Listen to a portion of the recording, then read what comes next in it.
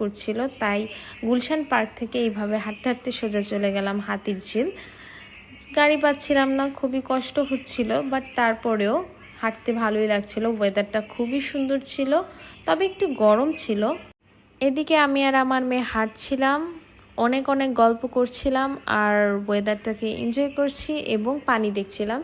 বিকালের পরে কিন্তু বেশ ঠান্ডা একটা বাতাস ছেড়েছিল। হাঁটতে হাঁটতে হঠাৎ মনে হলো আমার আউটফিটটাকে একটু শো করা যায়, তো এইভাবে একটুখানি ঘুরে ফিরে ভিডিও নিচ্ছিলাম। তো এরপরে আস্তে আস্তে আবারও হাঁটা শুরু করলাম। হাঁটতে হাঁটতে পৌঁছে গেলাম হাতিঝিল। এখানে ব্রিজের উপর দিয়ে হাঁটতে কিন্তু খুবই ভালো লাগছিল আর ওয়েদারটাও খুব সুন্দর, একেবারে পড়ন্ত বিকেলের সময়, হালকা বাতাসও ছিল, তাই বেশ আরামই লাগছিল। হাঁটতে হাঁটতে এবার আমরা চলে গেলাম পুলিশ প্লাজা।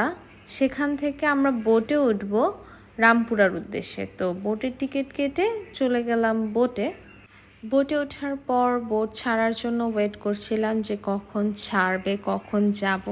বোটে ওঠার পর কিছুক্ষণ অপেক্ষা যখন করছিলাম তখন কিন্তু বেশ গরম লাগছিল, একেবারেই খারাপ অবস্থা।